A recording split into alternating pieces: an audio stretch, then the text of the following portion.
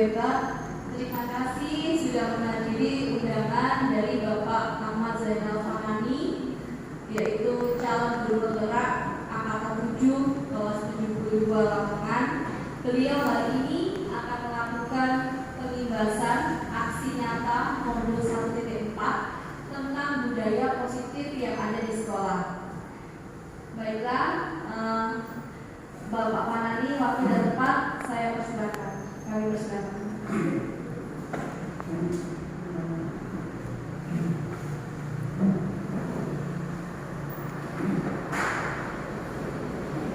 Assalamualaikum warahmatullahi wabarakatuh.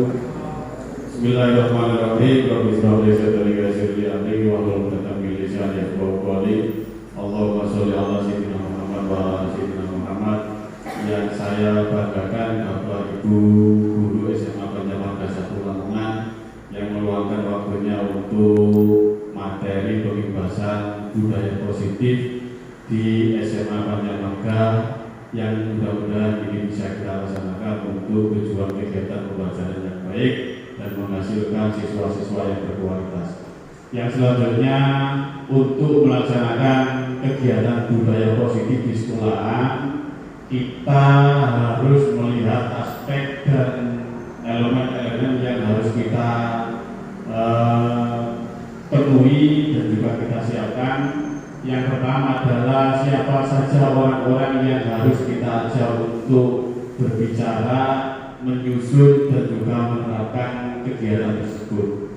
Jika orang-orang yang perlu kita siapkan adalah yang pertama adalah mulai dari siswa, Bapak Ibu Dewan Guru, kemudian para TU atau pegawai tetap sekolahan, kemudian pimpinan-pimpinan sekolah ini harus kita ajak duduk bersama untuk mensikapi dan juga menentukan budaya positif yang akan kita laksanakan.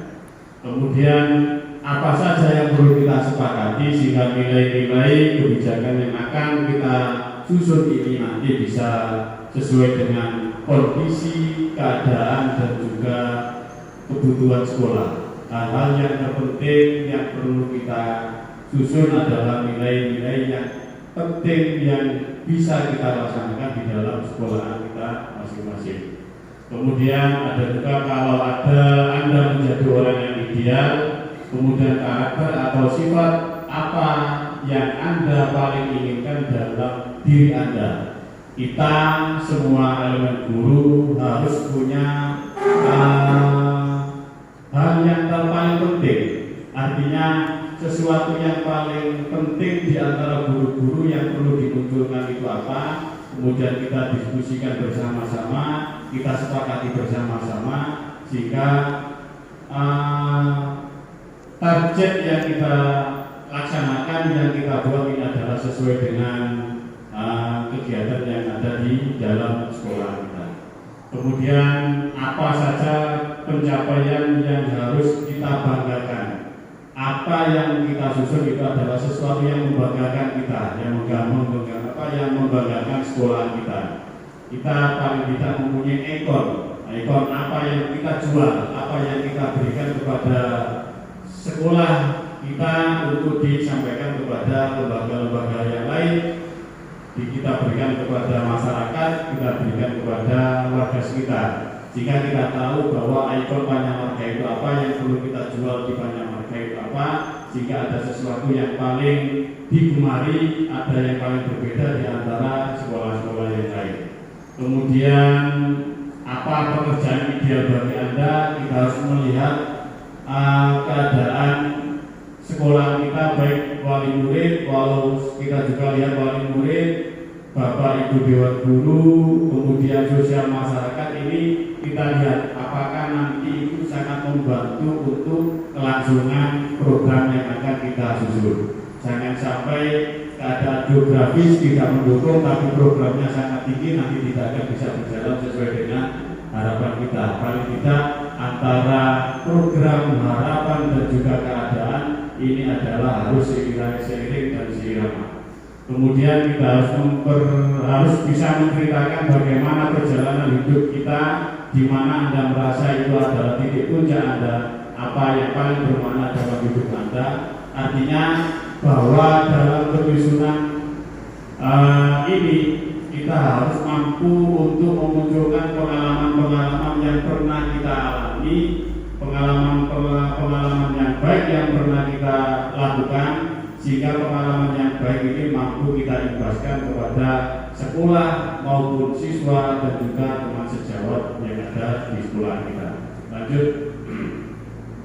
Kemudian di dalam apa yang akan kita diskusikan kali ini, yang pertama adalah kebutuhan dasar manusia, bahwa manusia itu punya kebutuhan dasar yang berbeda-beda.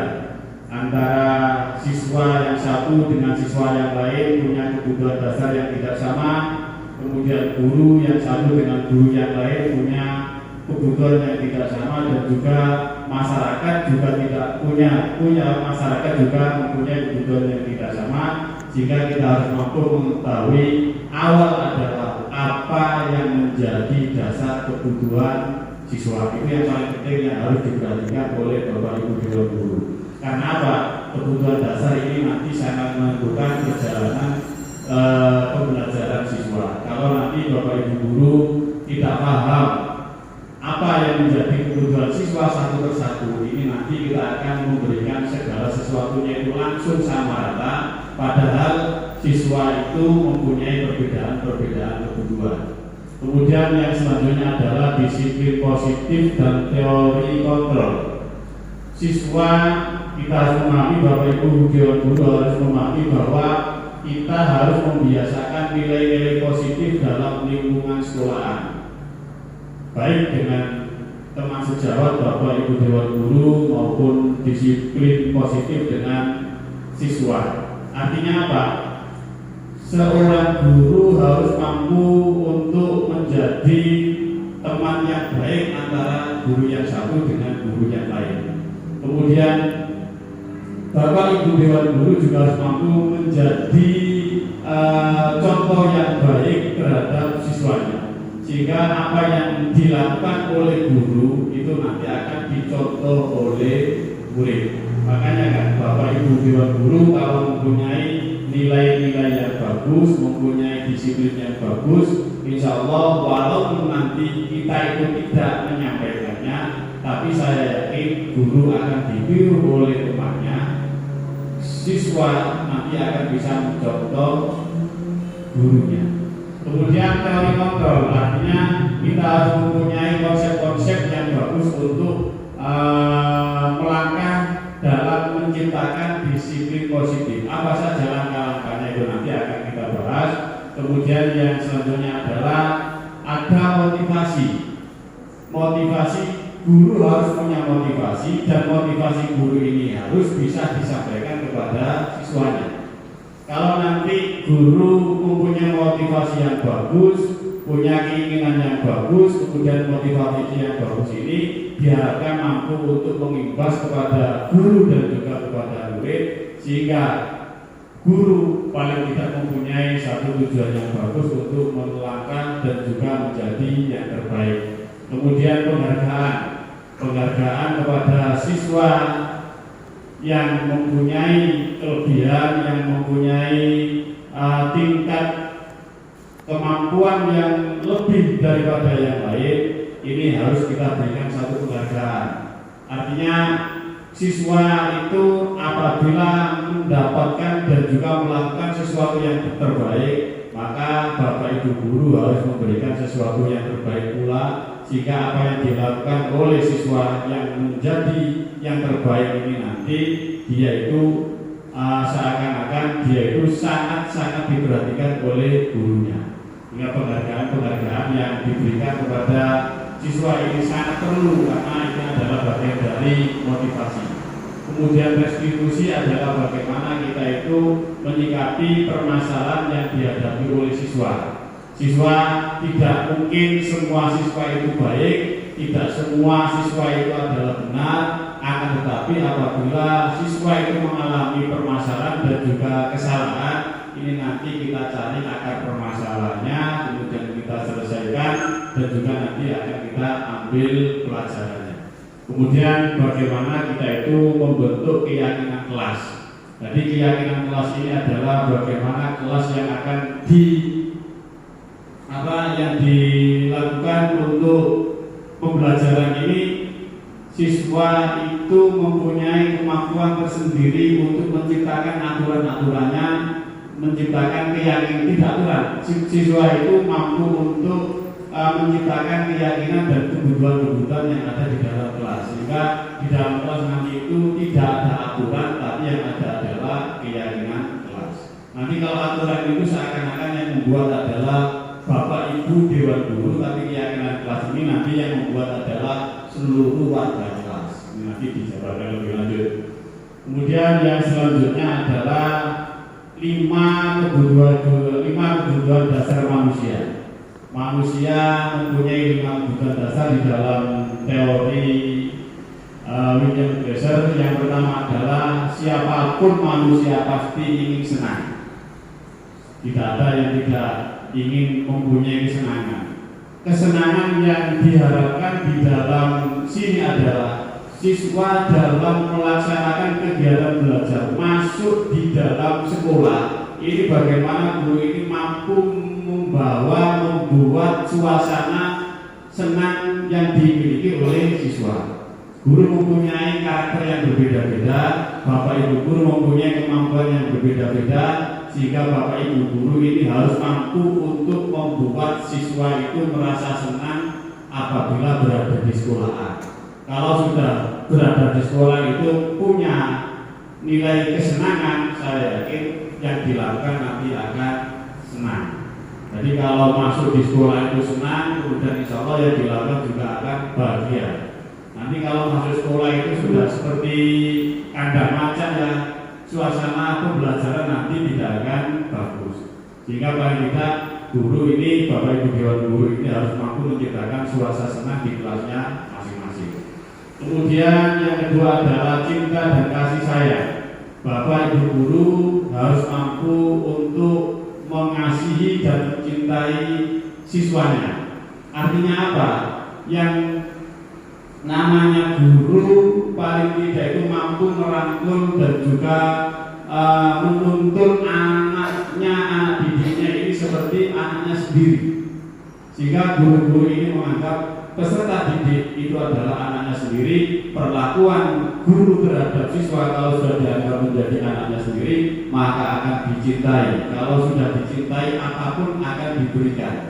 Jadi Bapak Ibu Dewan Guru kalau sudah merasa siswa ini adalah dicintai dan disayangi, saya yakin apa yang menjadi kebutuhan siswa nanti akan bisa diberikan sesuai dengan kemampuan Bapak Ibu Dewan Guru. Hingga nanti kalau murid itu sudah dianggap sebagai musuh, selamanya tidak dianggap sebagai orang-orang yang dicintai. Hingga yang selanjutnya adalah murid manusia, kebutuhan dasar manusia adalah kebebasan. Jadi siswa ini diberikan kebebasan untuk berekspresi apa yang menjadi kemampuan dan keinginannya. Jadi dalam konsep merdeka belajar ini adalah siswa mempunyai potensi apa, mempunyai kelebihan apa, mempunyai motivasi apa, ini yang perlu kita arahkan. Kita tidak bisa menganggap bahwa harus sesuai dengan keinginan guru, tidak bisa. Jadi Bapak Ibu Dewan Guru harus mampu untuk memberikan kebebasan kepada anak untuk menciptakan suasana pembelajaran dan juga mengekspresikan apa yang menjadi keinginannya untuk mencapai satu tujuan, karena tidak akan pernah sama. Dengan mata pelajaran yang pertama sampai yang terakhir kurang lebih ada 10 lebih, saya yakin siswa tidak akan mampu menguasai secara keseluruhan. Akan tapi potensi dasar yang dimiliki oleh anak ini yang nanti akan kita berikan kebebasan. Yang paling sering siswa itu yang paling senang adalah urusan olahraga, biasanya seperti itu. Jadi anak-anak itu dikasih materi pelajaran tidak bisa, tidak mau, tidak ada seberapa motivasi. Kalau sudah dikasih bola, nanti mungkin ada suasana yang luar biasa. Bagaimana guru matematika mengajar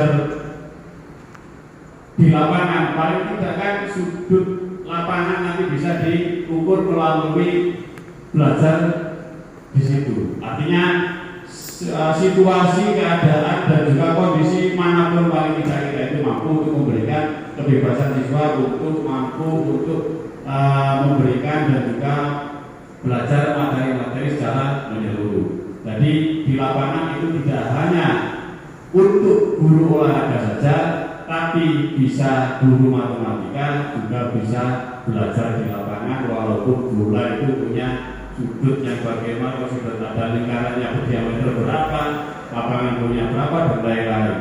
Kemudian yang keempat adalah bertahan hidup. Bertahan hidup ini siswa paling tidak mempunyai kebutuhan dasar untuk mencari kemampuan dan juga keilmuannya. Ini nanti mempunyai satu tujuan bahwa apa yang saya dapatkan ini adalah bekal untuk kita melangsungkan pembelajaran dan juga keilmuan untuk berkomunikasi, berinteraksi dan hidup bermasyarakat. Kemudian yang terakhir adalah punya kekuatan power. Apa kekuatan kita untuk mencapai semua itu? Apa yang harus saya lakukan? Apa yang harus saya perbuat? Ini adalah power yang harus dimiliki oleh semua manusia. Jika kalau kita sudah punya kekuatan, punya kemampuan untuk mendapatkan sesuatu, maka kita akan mampu untuk mencapai satu tujuan yang bagus. Lanjut.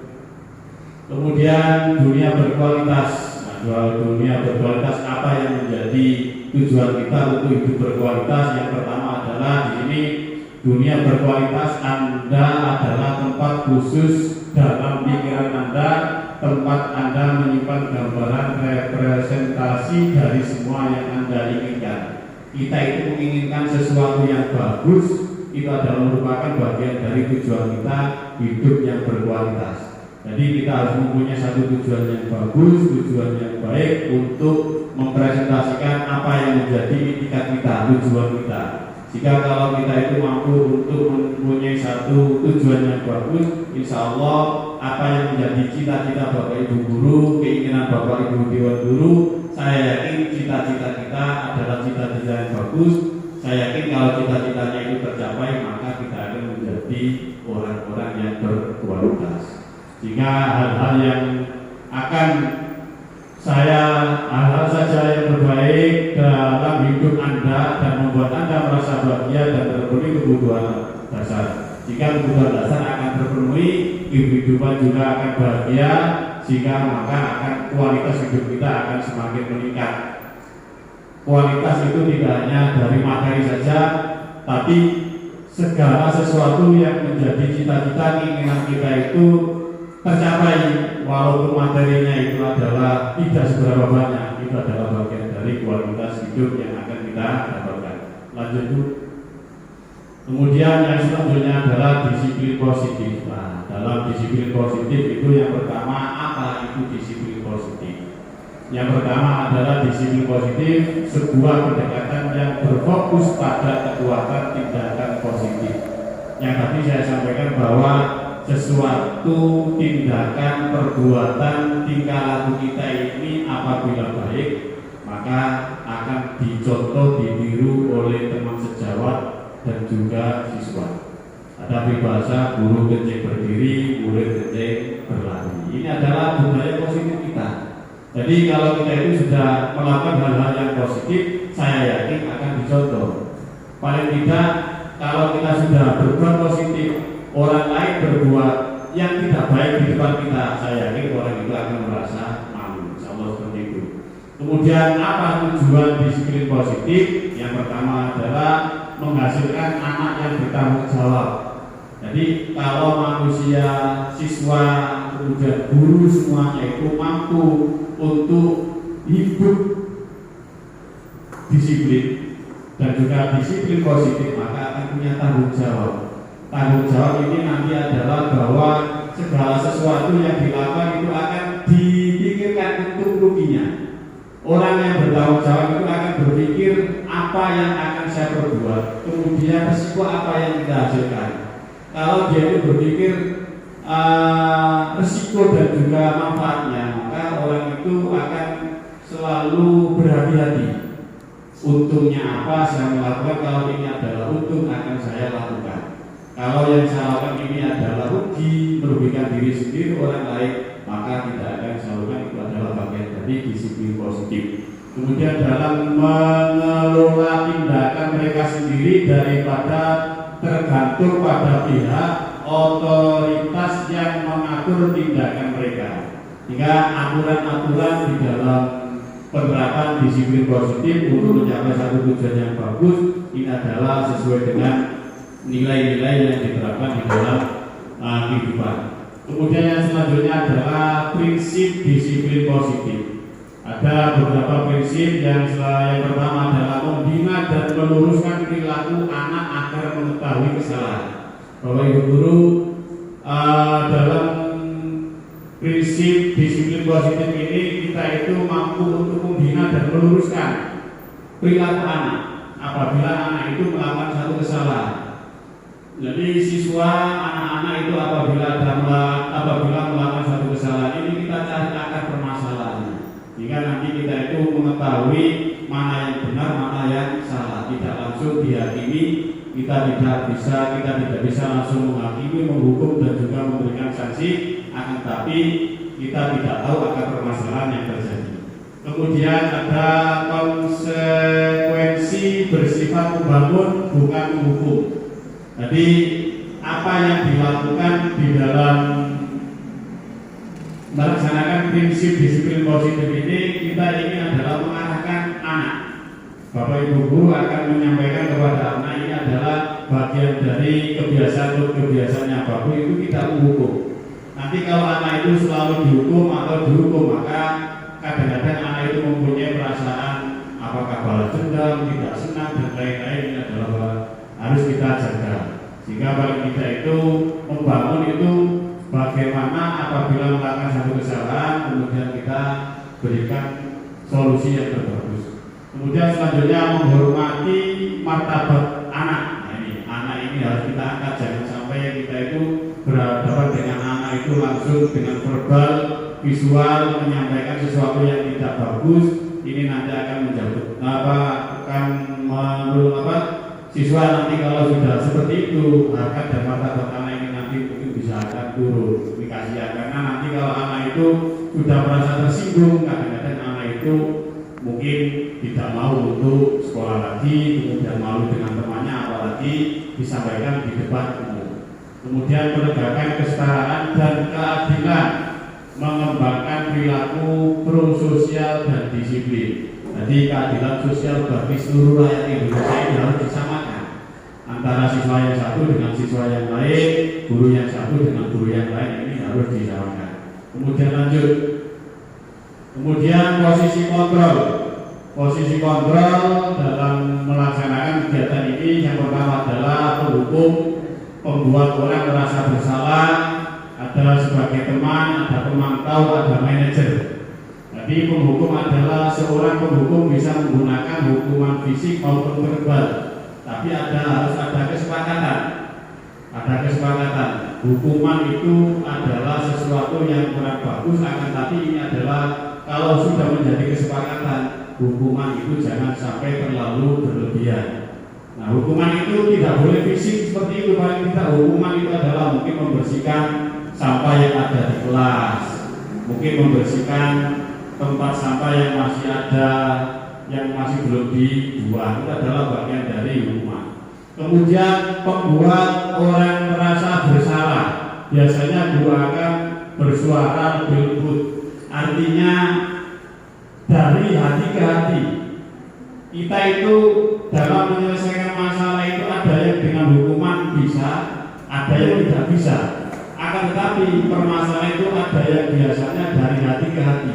Diajak ngomong yang bagus, kemudian kadang-kadang diajak ngomong masalah latar belakang, kemudian diingatkan permasalahan, kemudian disampaikan.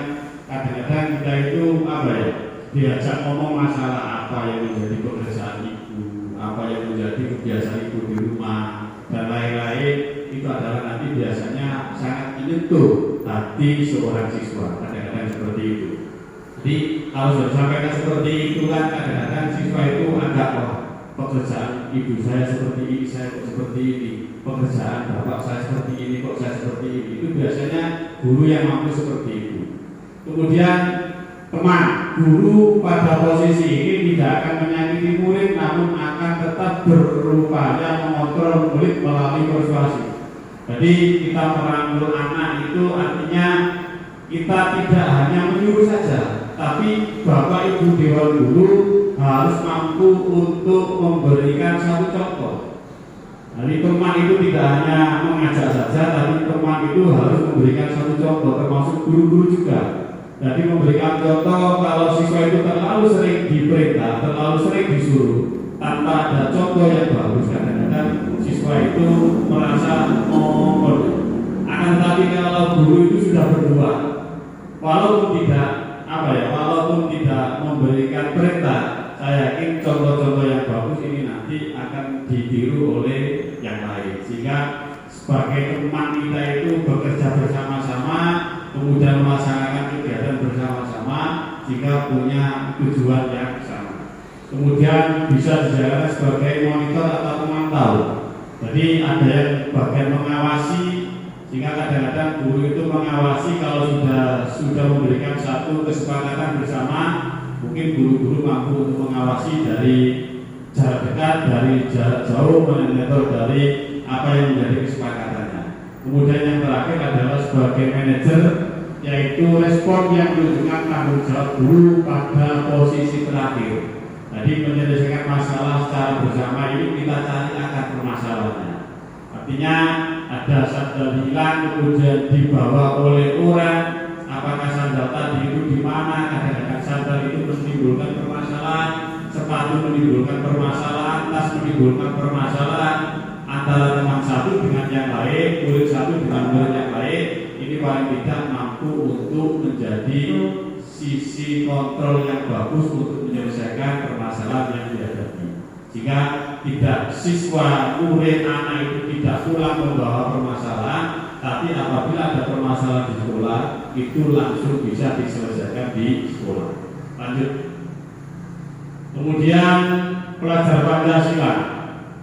Jadi profil pelajar Pancasila yang kita laksanakan mulai tahun ini, siswa sudah harus mampu untuk melaksanakan dan juga menerapkan profil pelajar Pancasila, dan Bapak Ibu guru juga harus bisa menerapkan. Yang pertama adalah beriman dan bertakwa kepada Tuhan Yang Maha Esa dan berakhlak mulia. Itu yang pertama. Yang kedua adalah berkebinekaan global. Kemudian yang ketiga adalah bergotong royong. Yang keempat kreatif. Yang kelima bernalar kritis. Yang terakhir adalah mandiri. Jadi profil pelajar Pancasila ke-6-nya ini harus berjalan seirama. Kemudian yang pertama beriman dan bertakwa kepada Tuhan Yang Maha Esa, yaitu berakhlak dan dalam hubungannya dengan Tuhan Yang Maha Esa, ia memahami ajaran agama dan kepercayaan serta menerapkan pemahaman tersebut dalam kehidupan sehari-hari. Jadi siswa harus mampu untuk menerapkan profil yang pertama ini adalah harus bertakwa pada Tuhan Yang Maha Esa. Ini perlu kita biasakan dalam kehidupan sekolah. Yang pertama biasanya dilaksanakan, yang paling banyak dilaksanakan ini adalah Bapak Ibu guru menerapkan dan juga melaksanakan program kerja kesiswaan. Biasanya ada peringatan Hari Besar Islam. Itu biasanya paling sering. Ada yang namanya kegiatan Maulid Nabi, ada kegiatan Isra Mi'raj, ada buka bersama, ada pembagian takjil. Ini adalah bagian dari kegiatan bertakwa kepada Tuhan Yang Maha Esa. Kemudian yang pertama adalah elemen yang pertama adalah akhlak beragama. Jadi menjadi manusia yang bagus, menjadi manusia yang beragama, yang mampu melaksanakan semua ajaran-ajaran agama, yang menjadi perintah dilaksanakan dengan bagus. Kemudian yang larangannya juga ditinggalkan dengan seksama. Kemudian yang selanjutnya adalah akhlak pribadi. Jadi dia mempunyai tata krama budi pekerti untuk pribadinya. Jadi dia itu mampu untuk punya nilai-nilai luhur. Akhlak budi pekerti ini kita tanamkan dalam diri anak-anak. Hingga anak kita biasakan untuk mampu untuk punya etika, anak bagaimana punya sopan santun, bagaimana cara berbicara kepada teman, berbicara dengan guru, ini adalah bagian dari akhlak pribadi anak, sehingga bisa menerapkan seperti itu. Kemudian yang selanjutnya adalah akhlak kepada sama manusia, hubungan manusia dengan manusia. Kalau ini jadi Ustaz tak mulai model Ustaz mulai abdul minallah wa abdul minan nas. Bagaimana hubungan manusia dengan Allah dan hubungan sesama manusia. Kemudian akhlak kepada alam, ini yang paling penting. An-nadhafatu minal iman. Kebersihan adalah sebagian dari iman. Kita tahu yang namanya alam sekarang ini mungkin kurang bersahabat, itu adalah karena faktor manusianya. Kalau manusia itu bagus dengan alam, lingkungan bersih, insya Allah kita juga akan sehat. Makanya kan, mengapa terjadi penyakit malaria besar-besaran itu karena ulah manusia juga. Mengapa terjadi longsor itu juga manusia. Kalau manusia mampu menjaga alam, melestarikan alam, insya Allah kita yang nanti akan dijaga oleh alam. Itu pasti. Kalau kita tidak mampu melestarikan alam, kita tidak mampu menjaga alam, maka alam tidak akan menjaga kita. Makanya kan banjir, ada longsor dan lain-lain, karena alam tidak dijaga oleh manusia. Kemudian yang selanjutnya adalah akhlak bernegara. Kita harus sopan kepada pemerintah. Paling tidak kita itu kalau tidak sesuai dengan apa yang menjadi kebijakan pemerintah, kita sampaikan secara bijak. Tidak kemudian apa yang tidak sesuai dengan pemikiran kita itu kemudian seenaknya menghujat pemerintah. Paling tidak itu kita itu punya nilai-nilai akhlak. Mulai dari diri sendiri, Allah diri sendiri sampai kepada bernegara. Paling tidak kita itu hidup di negara yang demokratis, negara yang beretika, yang kita sampaikan juga harus beretika. Kemudian yang selanjutnya adalah profil pelajar Pancasila, yang kedua adalah berkebinekaan global, yaitu mempertahankan budaya luhur, lokalitas dan identitasnya, dan tetap berpikir terbuka dalam berinteraksi dengan budaya lain, sehingga menumbuhkan rasa saling menghargai dan memungkinkan terbentuknya budaya baru yang positif dan tidak bertentangan dengan budaya luhur bangsa. Kemudian elemennya yang pertama adalah mengenal dan menghargai budaya, kemampuan komunikasi interkultural dan berinteraksi dengan sesama, refleksi dan tanggung jawab terhadap pengalaman kebinekaan.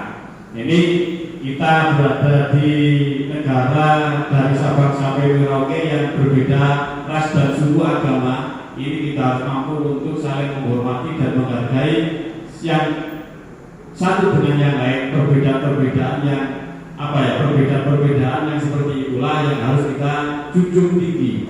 Karena apa? Karena kita harus mampu untuk menjalin hubungan yang bagus dengan sama bangsa kita yang sama bangsa Indonesia ini, karena nilai-nilai kebersamaan kebinekaan inilah yang nanti akan menjunjung nilai-nilai kenegaraan kita. Kemudian gotong royong, kemampuan untuk melakukan kegiatan secara bersama-sama dengan sukarela agar kegiatan yang dilakukan dapat berjalan lancar dan mudah. Pekerjaan yang berat itu akan mudah apabila dikerjakan secara bersama-sama. Jadi gotong royong, sama seperti kegiatan yang kita laksanakan, gotong royong. Jadi ada kolaborasi, kerjasama yang bagus antara yang satu dengan yang lain, kerjasama yang bagus antara guru yang satu dengan yang lain. Kemudian ada kepedulian. Kalau kita itu punya kepedulian terhadap guru, punya kepedulian terhadap siswa, punya kepedulian terhadap sesama, saya yakin kami dan juga bapak ibu guru yang lain, saya yakin akan dipedulikan oleh yang lain. Kemudian yang selanjutnya adalah berbagi. Berbagi ini mana yang perlu kita beri, mana yang perlu kita hargai, dan juga mana yang harus kita laksanakan. Ini paling tidak mana yang menjadi kebutuhan antara guru yang satu dengan yang lain, mana yang menjadi keinginan guru yang satu dengan yang lain. Ini yang perlu kita lakukan untuk menciptakan suasana gotong royong, sehingga gotong royong itu nanti akan tercipta kalau ada kolaborasi, kepedulian dan saling berbagi. Kemudian yang keempat adalah mandiri, yaitu pelajar yang bertanggung jawab atas proses dan hasil belajarnya. Nah, siswa harus punya keyakinan bahwa saya harus mampu, saya adalah siswa yang bisa. Apapun pengetahuan, keilmuan yang dimiliki oleh Bapak Ibu guru maupun yang dimiliki oleh siswa, kita harus yakin. Permasalahannya kadang-kadang kita itu kalau tidak yakin, kadang-kadang kemandirian kita itu diragukan. Biasanya kadang-kadang kita itu bertanya kepada orang yang salah. Kadang-kadang kita itu sudah benar, tapi ragu-ragu kita itu muncul, maka kadang-kadang mengalahkan kemandirian kita. Kita harus yakin bahwa kita bisa, kita harus mandiri, kita harus mampu, saya harus bisa. Ini harus diciptakan oleh Bapak Ibu Dewan Guru untuk menciptakan suasana dan juga melaksanakan itu. Jadi kesadaran akan dirinya, situasi yang dihadapi tidak sama dengan yang lain, kemudian regulasi diri. Kemudian selanjutnya yang nomor 5 adalah bernalar kritis. Jadi proses pelajar yang bernalar kritis mampu secara objektif memproses informasi baik kualitatif maupun kuantitatif, membangun keterkaitan antara berbagai informasi, menganalisis informasi, mengevaluasi dan menyimpulkan. Jadi yang namanya siswa, guru, teman sejawat kalau punya nilai-nilai nalar kritis, paling tidak apa yang menjadi konsepnya, apa yang menjadi perencanaannya, apa yang diperbuat, apa yang dilaksanakan, ini nanti akan sistematis. Jika memperoleh dan proses informasi dan gagasan, ini jelas informasi itu digali dari berbagai macam sumber, kemudian menganalisa dan mengevaluasi penalarannya. Setelah ada informasi, dianalisa apa yang menjadi permasalahannya, kebutuhannya, ada keuntungan, risiko dan juga bahayanya, itu dianalisa. Refleksi pemikiran dan proses berpikir. Setelah itu ada refleksi, misalkan ada plan A, plan B, perencanaan A, perencanaan B. Kalau yang tidak bisa satu, ada yang kedua, ada yang tiga. Kemudian yang terakhir adalah setelah diperencanakan sedemikian rupa, sematang-matangnya, kemudian diambil suatu keputusan. Dari keputusan yang terakhir itu adalah merupakan bagian dari proses awal untuk menciptakan pola bernalar kritis untuk menghasilkan sesuatu yang terbaik. Kemudian yang keenam, yang terakhir, profil pelajar Pancasila adalah kreativitas siswa yang bisa disampaikan.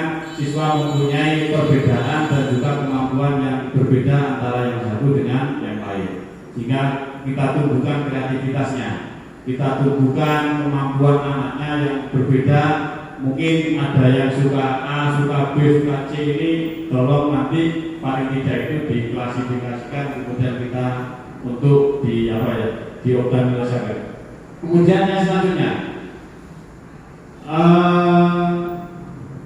lanjut segitiga restitusi. Nah, ada dalam pelaksanaan kegiatan kita itu segitiga restitusi itu apa yang menjadi permasalahan di dalam sekolahan, yang menjadi permasalahan di sekolah, di kelas dan lain-lain. Ini harus kita harus kita perhatikan. Apa saja yang harus kita perhatikan dalam segitiga restitusi? Yang pertama adalah menstabilkan identitas. Kadang-kadang siswa itu kalau merasa bersalah, kadang-kadang siswa itu ada yang melakukan kesalahan juga itu ada. Ada siswa yang melakukan kesalahan kemudian dia itu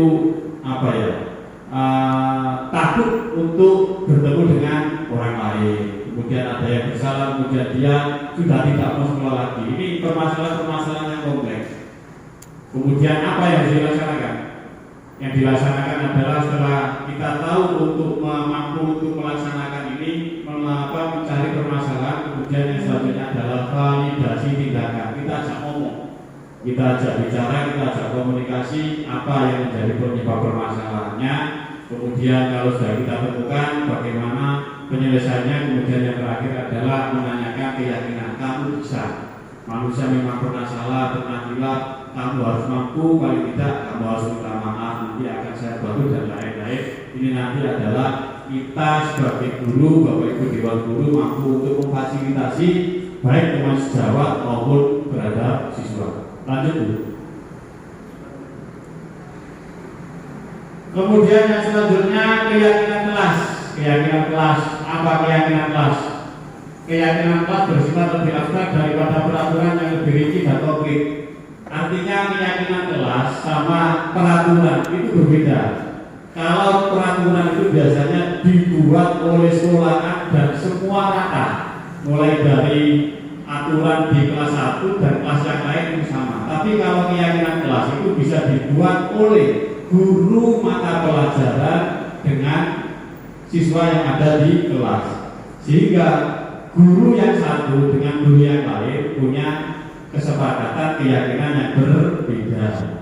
Ada keyakinan Bu masuknya itu 10 menit sebelum jam pelajaran. Kalau memang terlambat 10 menit mungkin akan disuruh untuk membersihkan ruangan ini. Itu keyakinan. Kemudian kalau keluar harus izin ke guru bidang studi. Itu namanya keyakinan kelas. Jadi kalau tiket yang bertanggung jawab itu adalah siapa ini nanti ditentukan oleh siswanya masing-masing. Jadi keyakinan kelas itu yang membuat, yang menentukan adalah siswanya masing-masing, tidak melalui kesepakatan, tidak melalui aturan dalam sekolah. Kemudian keyakinan kelas berupa pernyataan-pernyataan universal secara umum, mana yang penting, mana yang tidak penting, yang penting yang dibuat. Kemudian pernyataan keyakinan kelas senantiasa dibuat dalam bentuk yang positif saja. Contoh, tidak boleh keyakinan kelas itu nanti kalau pelajaran boleh diselingi sama makan, tidak boleh, yang positif saja. Kemudian keyakinan kelas hendaknya tidak terlalu banyak, yang paling penting saja. Nanti kalau keyakinan kelas itu 30 Pak, malah susah nanti. Yang paling penting saja, tidak terlalu banyak. Kemudian keyakinan kelas sebagai sesuatu yang dapat diterapkan di lingkungan. Jangan sampai kita itu meniru sekolah yang lain tapi tidak bisa kita terapkan di kelas kita. Jadi kelas 10 sama kelas 11 sama kelas 12 mungkin keyakinannya kelasnya berbeda-beda. Kemudian semua warga kelas hendaknya ikut berkontribusi dalam pembuatan keyakinan kelas. Artinya apa? Jumlah 30 siswa, paling tidak siswa itu punya usul, pendapat, masukan dan juga unek-unek itu perlu disampaikan, setuju apa tidak setuju. Jadi tidak hanya terfokus pada 1-2 orang guru atau siswa. Kemudian yang terakhir adalah bersedia meninjau kembali keyakinan kelas dari waktu ke waktu. Kadang-kadang di musim penghujan sama musim kemarau keyakinannya berbeda-beda. Karena mungkin hujannya deras pun, karena hujannya deras kemudian halamannya kotor, maka untuk masuk kelas ini harus membersihkan ini dulu, membersihkan kelasnya lebih dahulu. Lanjut. Proses menyusun keyakinan kelas, anak-anak diajak berdiskusi, jadi diajak ngomong bersama-sama. Nanti usulnya itu ditampung semua. Usul 1, usul 2, usul itu tampung semua, nanti dipilih mana yang usulannya itu sama, mirip, kemudian punya tujuan yang sama, sehingga misalkan ada 30, dikelompokkan menjadi 3 bisa. Kemudian yang kedua adalah anak-anak mengkonstruksi keinginan mereka tentang bagaimana membangun kelas yang positif dan kondusif. Yang penting kegiatan itu positif dan bisa kondusif. Semua aman, semua tenang, semuanya adalah punya peran yang penting. Lanjut.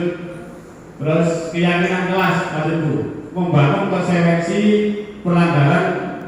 atas pelanggaran yang dilakukan berdasarkan keyakinan kelas yang disepakati bersama. Konsekuensi itu adalah apabila anak itu melakukan satu kesalahan, itu adalah ada konsekuensi dari kesepakatan yang telah disepakati bersama-sama. Lanjut.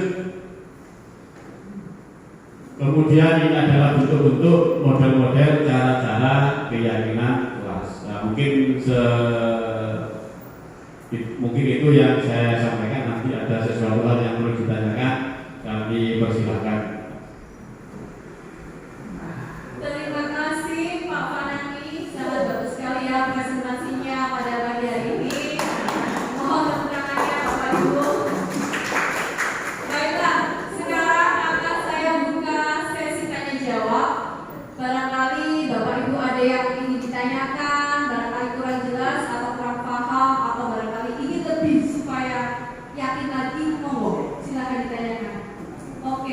Sugeng. Silakan.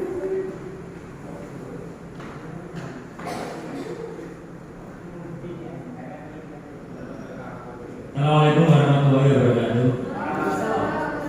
Terima kasih atas penjelasan yang diberikan oleh Pak Ahmad Zainal Fahani tadi. Saya ingin menanyakan sedikit saja ya, tentang menumbuhkan budaya positif. Pertanyaan saya, bagaimana menumbuhkan budaya positif bagi siswa-siswa yang bermasalah? Dalam hal ini masalahnya meliputi malas belajar, sering terlambat, sering tidak masuk sekolah, dan sering tidak mengerjakan tugas-tugas. Itu pertanyaan dari saya. Terima kasih. Monggo, Bapak Ibu ada lagi? Oh, Ibu ini. Ya, monggo.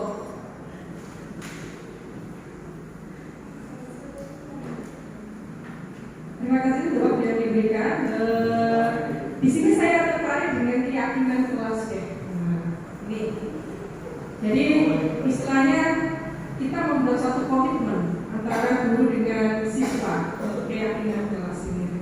Tapi terkadang anak-anak itu suka membandingkan kita para guru. Enak loh guru itu mau mari yang sudah itu ini. Bu ini. Ya, sering kita dibandingkan biasanya. Nanti kalau mereka istilahnya kita ingatkan, guru itu loh semacam semacam itu. Nanti ketika kita membuat keyakinan kelas dengan harapan itu kan ada klik antara guru dengan siswa. Tapi, nah ini saya sebenarnya sudah melaksanakan di awal pengajian saya. Tapi prakteknya ketika di perjalanan itu mereka itu tadi ternyata masih membandingkan dengan guru lain. Padahal itu sudah menjadi perjanjian di awal mengajar. Menurut Bapak gimana cara menyikapi tentang hal itu? Ya, jadi dibanding-banding. Ya. Terima kasih.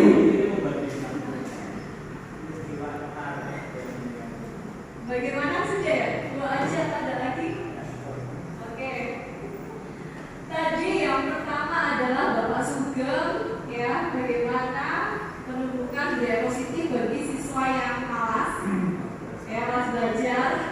Dan untuk Bu Erika tadi pertanyaannya adalah bagaimana solusi jika di dalam kelas itu siswa masih membandingkan guru yang sama dengan yang lain seperti itu. Intinya solusinya gimana?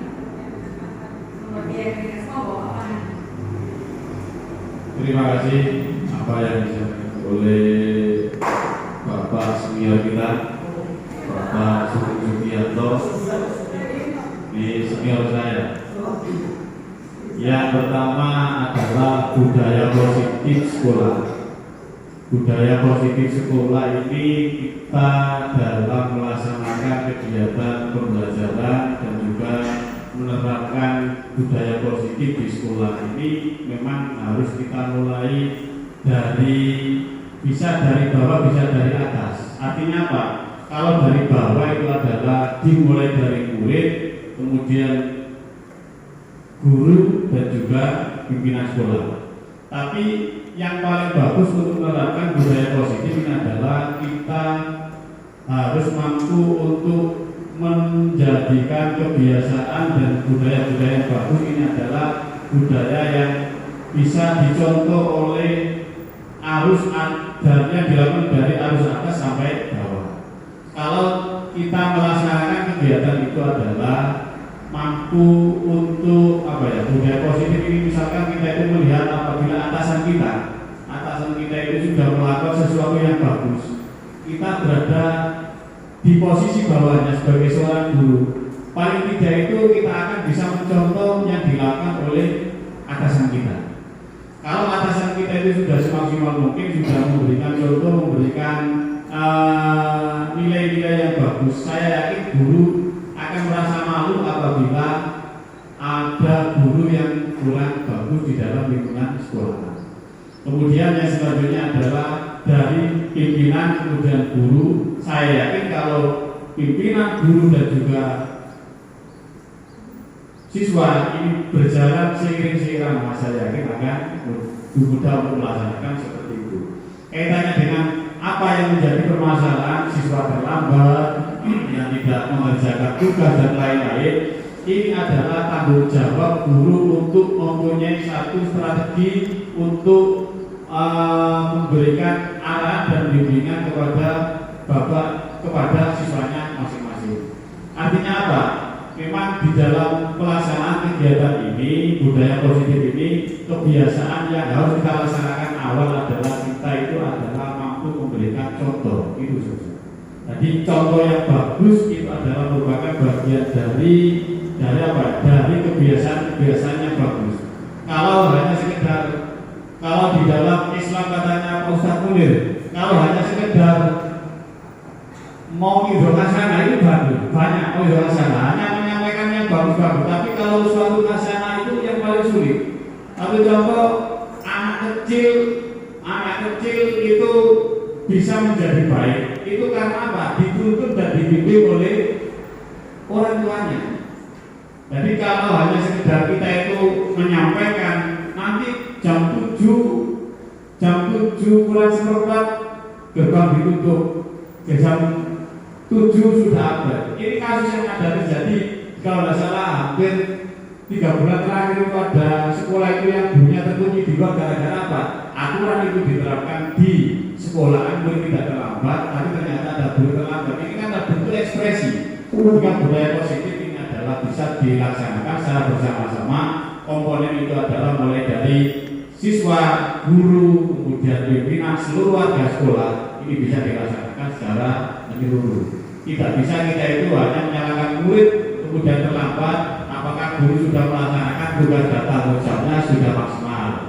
Apakah guru itu misalkan murid tidak mengerjakan tugas, apakah guru itu hanya memberikan pertanyaan saja tapi kemudian tidak ada bimbingan secara menyeluruh? Artinya apa? Kadang-kadang pertanyaan yang sulit itu tidak diimbangi dengan komunikasi yang bagus oleh siswa. Kadang-kadang siswa ingin tanya tapi tidak ada siapa yang bertanya. Kadang-kadang tidak bisa harus belok dulu nanti tidak bisa menyelesaikan permasalahan. Mungkin seperti itu. Bagaimana? Kemudian ini keyakinan kelas ojo dibanding-bandingin. Ini Mas Farel yang juga Pak Jokowi jangan dibanding-bandingin. Memang guru punya karakter yang berbeda antara satu dengan yang lain. Ada guru itu seperti harimau. Ada guru seperti harimau itu. Saya itu pengalaman saya itu punya guru. Kayak sepeda ini Pak. Jam dulu itu mana ada saya. Saya itu pernah punya guru. Pada sepedanya itu misalkan sepedanya itu masuk gerbang sini. Terus pelan-pelan ada. Saya itu dua punya guru itu kalau salah 3 model seperti itu. Jadi kayak guru ini nulis kata-kata. Jadi itu mungkin adalah bagian dari apa usmatul hasanah tadi itu apa yang disampaikan itu mungkin ya antara yang disampaikan yang diperbanyak dilakukan itu seimbang. Nah keyakinan kelas juga sama. Guru itu punya karakter yang berbeda-beda, punya keinginan yang cara yang berbeda-beda untuk mengajak, membimbing anaknya menjadi yang terbaik itu memang berbeda-beda. Memang kita tidak bisa membandingkan antara guru yang halus dengan yang lain. Ada guru yang lemah lembut, ada yang ngomong banter-banter, guru itu sih halus itu ada. Ada guru yang ngomong itu halus-halus itu jadi sih kasar aja. Itu memang tidak sama. Jadi ada guru yang suaranya keras, kadang-kadang kayak waktu untuk guru. Ada sih buruk-buruk itu kan ngomong semua. Ini kesepakatan kelas ini ada nilai positifnya, itu artinya gini. Siswa itu kalau memang dari guru interaksinya itu bagus, tujuannya itu bersama-sama. Yang penting nanti itu tujuan guru, tujuan kurikulum, tujuan pendidikan itu sama dan mempunyai perbedaan guru yang berbeda-beda. Jalannya itu mungkin yang berbeda tapi punya tujuan yang sama. Yang dibanding-bandingkan kadang-kadang guru itu kadang-kadang perbedaan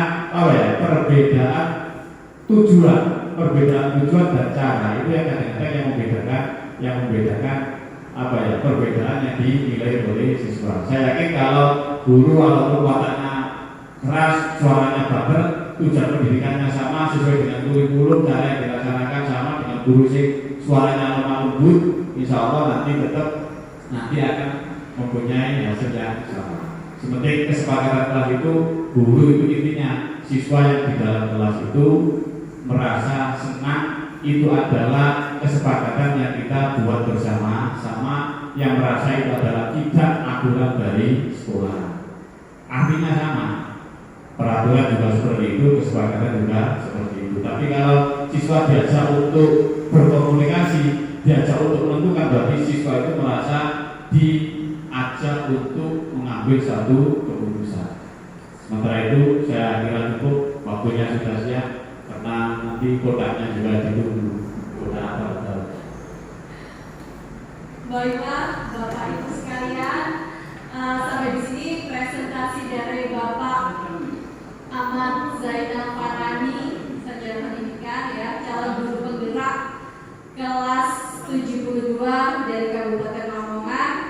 Semoga apa yang sudah dipresentasi, ilmu yang diberikan kepada kita semua bisa bermanfaat dan kita juga bisa mempraktekkan di kelas kita masing-masing ya. Terima kasih Bapak Ibu. Mungkin ada tambahan? Ya, silakan.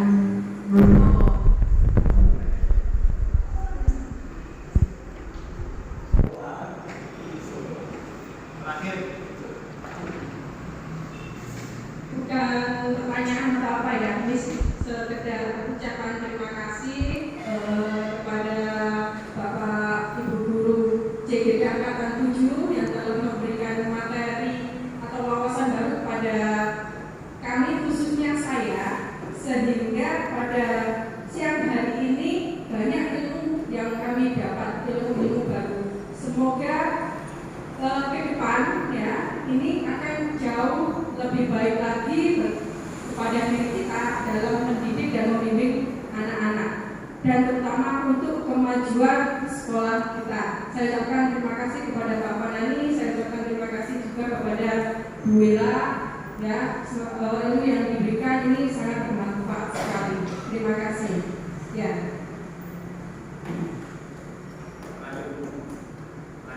Ya, terima kasih Bapak Panani. Terima kasih atas partisipasi Bapak Ibu Dewan Guru. Yang paling akhir ini adalah kami berharap apa yang menjadi kegiatan ini mampu kita terapkan di lingkungan sekolah. Mudah-mudahan kegiatan ini membawa sekolah kita menjadi sekolah yang berkualitas. Artinya tujuannya niat yang baik, niat yang bagus, saya yakin akan menimbulkan hasil yang bagus. Apa yang kita lakukan hari ini, saya yakin itu nanti adalah dibalas oleh Allah, termasuk salah satu tujuan kita mencerdaskan kehidupan bangsa. Jadi kehidupan bangsa, kita mempunyai tanggung jawab moral terhadap anak-anak, kita mempunyai tanggung jawab yang sangat besar terhadap siswa-siswa kita, pada murid-murid kita, sehingga menjadi murid-murid yang berkualitas dan bertanggung jawab, sehingga menjadi anak yang mampu untuk menggapai cita-cita. Amin Allahumma amin. Saya sebagai CGB Angkatan 7 terima kasih dan penghargaannya setinggi-tingginya yang meluangkan waktu untuk berdiskusi dalam kegiatan budaya positif ini, yang nanti akan mendapat pendapat Bapak Ibu, saran Bapak Ibu akan saya laksanakan untuk kegiatan-kegiatan yang lain. Terima kasih yang setinggi-tingginya. Saya akhiri, wassalamualaikum warahmatullahi wabarakatuh. Saya kembalikan kepada moderator. Ya, baiklah Bapak Ibu sekalian, tadi sudah dijelaskan panjang lebar ya. Terima kasih ilmu yang sudah diberikan kepada kami, Bapak Fanani. Terima kasih juga Bapak Ibu guru sekalian yang sudah menyempatkan hadir dalam